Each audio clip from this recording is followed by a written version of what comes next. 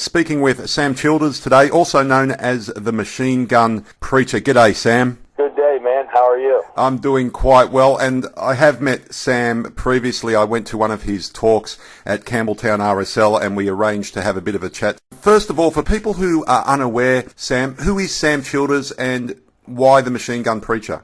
Wow, I don't know if I can say that in 10 minutes.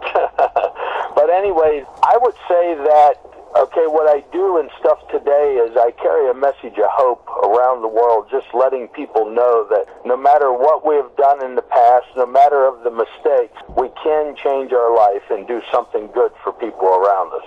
I was quite interested when I did attend your talk. I thought because you are basically preaching the gospel and the word of God and what we can do through that in the world, I thought, it'll be a room full of Christians. But that was not the case, was it? No. It seems like I'm a magnet for people that's messed up. Maybe that's because I'm a little bit messed up myself. I don't know. It seems like where almost every place that I go to, that there's always hurting people, broken people, or a lot of people that just has things in their life they got to get worked out. It seems like they show up, you know. At the beginning, you invited the audience to ask any question of Absolutely. you. Why is that? You know, I believe that if I'm going to come into someone's life and ask you to sow into the work that I do, I believe that people has that right. And you don't find other missionaries, you don't find pastors, you don't find other people that allows you to ask whatever question you would like to ask, whether it be financial or like if it's personal things too. You know, you just don't find people to do that. Tell us about Sam Childers. Your upbringing, you had a Christian upbringing, then you went off the rails, and now you're where you are now. Tell us that story. Well, I got wrapped up in drugs at a very, very young age, you know, and it was only because of my choices, not because of my family, not because of friends. I made some bad choices, started doing drugs, started selling drugs, and then it just kept going deeper and deeper. I probably went about as far as you could into the dark side of this world and almost got killed there. I finally came to my senses on the night that happened, and I said, man, I'm done living this life. It doesn't matter what kind of addiction you have. There's no program that's going to help you kick that addiction. The only thing that can help you kick it is your own mind. You got to make it up and say, I'm done living this life. I ended up doing it. I said, I'm done, and ended up walking away from everything. You walked away and you moved to another town and you started going to church, and then in June 1992, something amazing happened with a preacher. Yeah, I found myself in a church. A preacher was prophesying over me. A preacher was telling me what I was going to be doing in the future, and it made me mad. I mean, I was totally angry over the thing. But 6 years later, I found myself doing the exact same thing this man prophesied over me. I ended up finding myself in Sudan, Africa. Tell us about your work in Sudan, also Uganda and Ethiopia. One of the main things that we do is we rescue children, whether it be out of war or whether it be out of poverty or whether it be out of hunger. We rescue children. The big thing that we do then is we feed children, and also we try to give them the best education that we're able to give them. Like just in the last year, we've built 3 schools. We feed about 3,500 meals a day right now, too.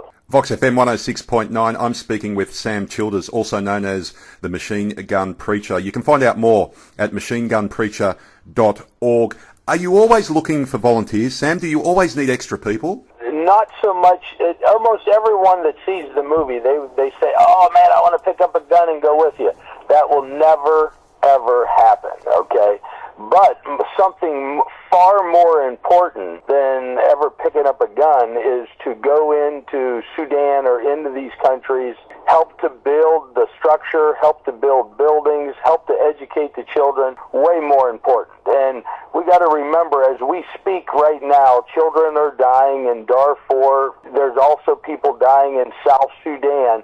And it's all caused by the president of Northern Sudan, Bashir. Bashir's the one that's murdering people right now as we speak. You mentioned Bashir at Campbelltown RSL and also Kony. And Can you explain the relationship between those two men and the importance of putting an end to their activities? Yeah, one of the big things, everybody heard of, Joseph Kony stuff because of the Kony 2012 thing that went on, the campaign. It was 6 to 7 years too late. Joseph Kony needs to be brought to justice, but what you got to remember, he never was the big problem. You know, I describe him as the tail of a mad dog. You can cut the tail off, but the dog gets madder. The main problem, the one that finances all these rebel groups that's killing everyone, is the president of Northern Sudan, President Bashir. And if you start looking on the internet, you'll see this man has war crime charges on him. He has warrants for his arrest. He's the only man to ever have all of that and still be in office running a country. I mean, right now, as we speak, there's a genocide in Darfur. There's a child dying, they say, every 4 minutes. There's hundreds of people dying in Abyei, Nuba Mountains, and Blue Nile, and South Sudan, and it's all caused by this president. I mean, both of these men need to be brought down, but you got to remember, you bring Joseph Kony down, the madman is still out there at large. So the guy that needs to be took out of office is the president of Northern Sudan. You mentioned earlier the movie Machine Gun Preacher made about your life. What do you think of it? Would you recommend it for people to go and see? I think most people that sees the movie is after they see it, it's not about Sam Childers. It isn't about the actor and stuff, Gerard Butler. I believe it's about them. It inspires them to get up and do something in life. I mean, last night there were so many people there that seen the movie that was inspired to do something, and whether it be in your own country, whether it be right here in Australia, whether it be in your own town, it's inspiring people to get up and do something, to save a life.